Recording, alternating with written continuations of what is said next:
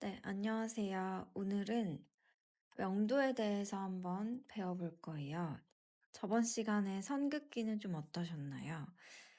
그 선을 이용을 해서 오늘 명도 표현까지 해보실 건데요. 명도라는 단어에 대해서 들어보신 적 있으신가요? 아마 채도라는 단어도 들어보신 적이 있으실 거예요. 일단 명도는 이름 그대로 채색의 밝고 어둠의 정도를 나타낸 거라고 생각을 해주시면 돼요. 지금 이 명도표를 보시면 이렇게 가장 밝음부터 가장 어둠까지 표현이 되어 있죠. 일단 명도랑 살짝 비교해서 채도에 대해서 간단히 설명을 드리면 채도는 색상의 진하고 옅음이라고 생각을 해주시면 돼요. 채도 같은 경우는 저희가 채도가 낮다, 채도가 높다, 채도가 너무 세다, 이런 단어들을 들어보신 적이 있죠. 채도가 높다는 거는 그만큼 순색에 가깝고, 채도가 낮다는 거는 점점점 무채색에 가까워진다고 생각을 해주시면 돼요. 하지만 저희가 펜드로잉이나 연필로 작업을 할 때는 대부분은 색을 배제하고 흑백의 명도 단계로 표현을 하기 때문에 오늘은 채도를 잠깐 제외하고 저희 명도에 대해서 먼저 배워볼 거예요. 명도를 나타낼 때 이렇게 가장 밝음부터 중간, 어둠의 흐름을 나타내기 위해서는 선을 어떻게 쓰면 좋을까요? 대부분 이런 어둠을 나타내실 때는 힘을 많이 준다고 생각을 하시는데 연필도 그렇고 뭐 펜도 그렇고 저희는 이번에 최대한 많은 반복을 나타내면서 그림을 그려볼 거예요. 그래서 명암 연습을 하실 때 이 표 두 개를 과제로 해보실 건데 가장 밝음부터 중간, 어둠 이렇게 표현을 하실 때 선을 같이 계속 반복을 하면서 나타내실 거예요. 지금 이 표도 보시면 이 사이사이를 더 무수히 쪼갠다면 이 10단계가 아니라 더 많은 단계로 쪼개서 나아갈 수 있겠죠. 그리고 이렇게 흐름을 나타내기 위해서는 이제 항상 기억해 주실 게 있어요. 저희가 스케치를 하시고 나면 빛이 어디서 오는지, 얼만큼 센 빛이고, 어디서 어떻게 오는지, 이런 걸 파악을 하고 넘어갈 거예요. 빛이 있어야, 그제서야 덩어리감이 생기겠죠. 그럼 2D였던 그림이 이제 3D, 입체감이 더 나타나면서 더 깊이감이 나타나겠죠. 조금 있다가 다른 영상으로 명암 그리는 거 다시 설명을 해드릴 거고요. 그 다음은 덩어리에 대해서 한번 이해를 하고 넘어가 볼 거예요. 명도에 대해 이해가 됐다면 이제는 도형을 이용해 덩어리를 파악하는 연습을 해볼 겁니다. 이제 항상 저랑 어떤 그림을 그려 나가실 때는 단순화시키는 연습을 해볼 거예요. 이렇게 명암을 단순화시키실 수도 있지만 명암을 나타내기 전 스케치 단계에서 도형화를 시키면서 작업을 해볼 거예요.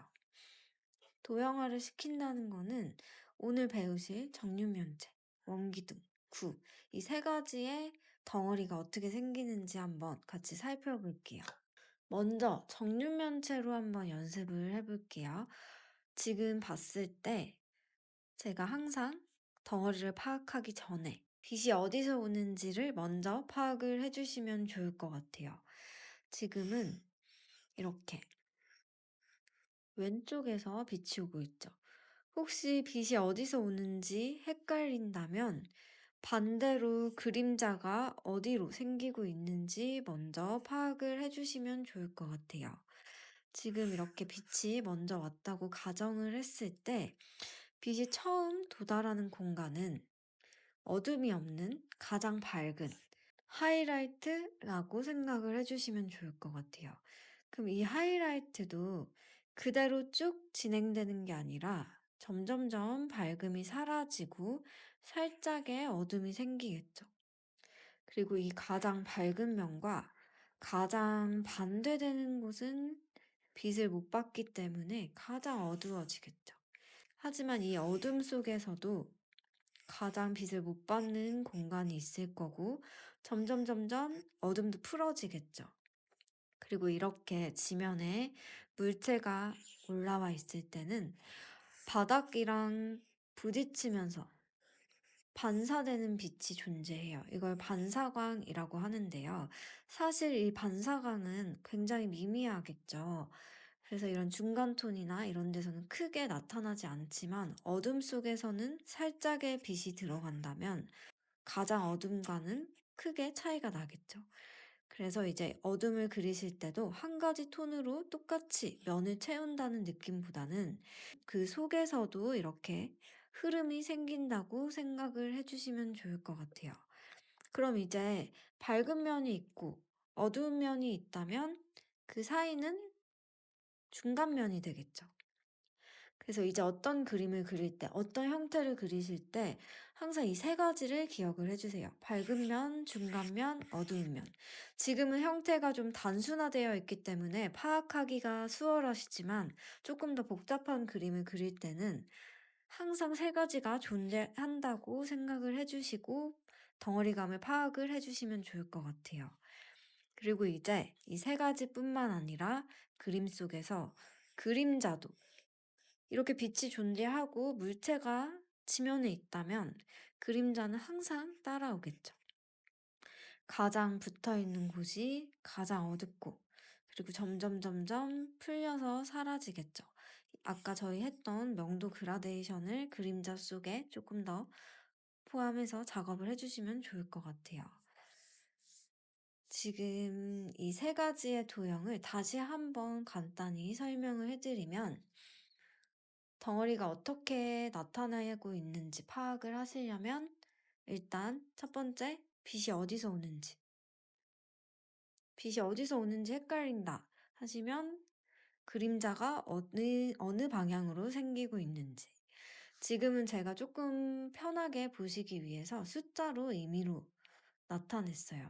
그리고 이게 사진이다 보니까 방금 이 그림처럼 흐름이 막 뚜렷하진 않지만 한번 저희 파악을 해볼게요.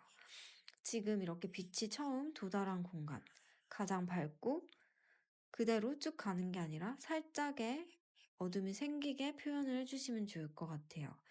그리고 밝음이랑 가장 반대되는 곳은 가장 어둠. 하지만 바닥에서 튕겨져 오는 빛, 반사광도 조금 더 기억을 해주시고 그림자. 그림자도 사실 이렇게 끝내는 분들이 많으세요. 하지만 형태가 뒷부분도 있기 때문에 멀리서 오는 그림자까지 같이 파악을 해주시면 좋을 것 같아요. 원기둥 같은 경우는 여기가 평평한 게 아니라 이렇게 동그랗게 흐름이 생기고 있죠. 그럼 처음 가장 빛이 닿은 공간은 가장 밝고 점점 뒤로 갈수록 빛은 사라지고 살짝의 어둠이 생기겠죠.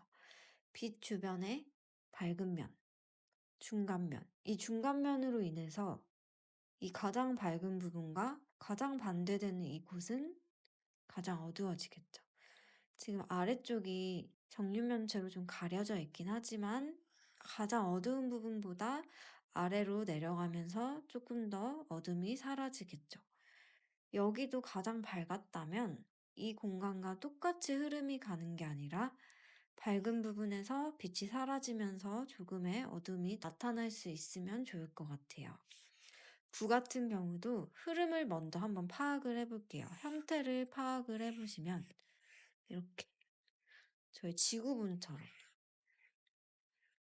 돌아가는 흐름이 있죠. 그럼 빛이 먼저 맨 처음에 닿았을 때 가장 튀어나온 곳, 그리고 점점점 내려가면서 중간톤, 이 중간면으로 인해서 어둠은 빛을 못 받고 가장 어두워지겠죠. 그리고 내려가면서 반사광, 지면과 맞닿아 있는 곳은 가장 어둠. 점점 풀린다고 생각을 해주시면 좋을 것 같아요. 지금은 조금 간단하게 설명을 드렸지만, 그래도 큰 흐름이 어떻게 생기는지를 파악을 하시고 넘어가면 좋을 것 같아요. 그리고 옆에 제가 나눠드린 종이에 이제 펜으로 작업을 해보실 건데요. 명도 단계 말씀드렸던 것처럼 가장 밝은 부분은 펜을 살짝 눕히고 반복을 하면서 어둠을 나타낼 거예요. 위에는 조금 더 칸이 뚜렷하게 보일 수 있을 만큼